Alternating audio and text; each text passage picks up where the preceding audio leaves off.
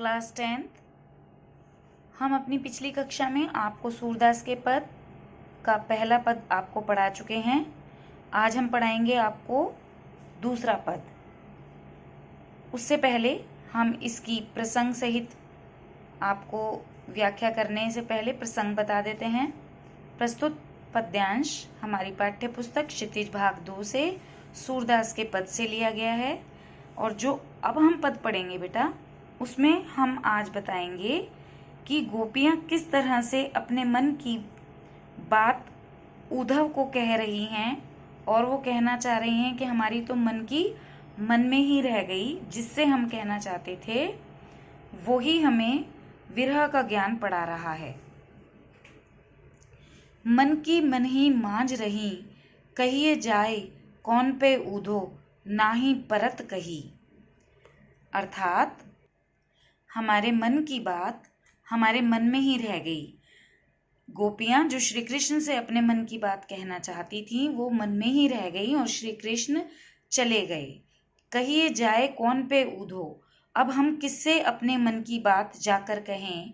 ना ही परत कही, अब हमसे ये बात किसी और से जाकर नहीं कही जाएगी और ना ही हम किसी और से जाकर कहेंगे।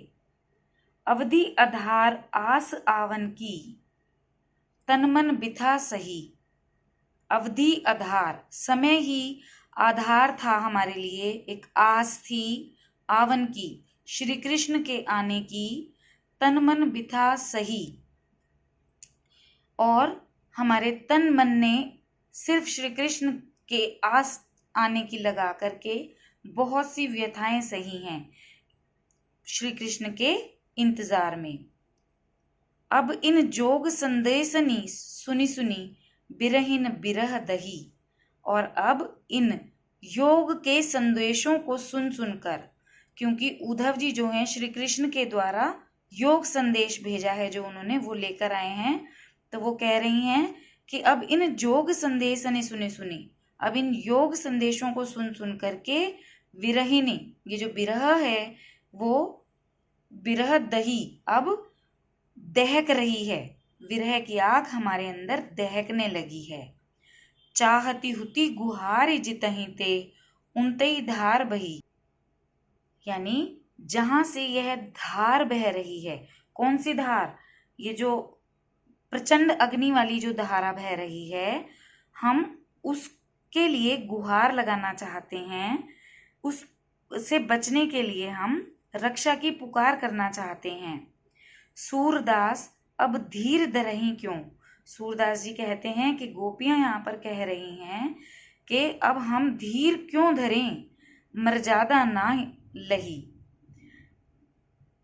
मर्यादा में हमारे लिए रहना अब बिल्कुल असंभव है, क्योंकि जब श्री कृष्ण ही अपनी मर्यादा भूल गए हैं, यानी वो योग का संदेश भेज रहे हैं, हमें विरह का संदेश भेज रहे हैं, तो हम भी क्यों मर्यादा का पालन करें। और धैर्य धारण अब वो नहीं करना चाहती हैं। तो बेटा, इस प्रस्तुत पद में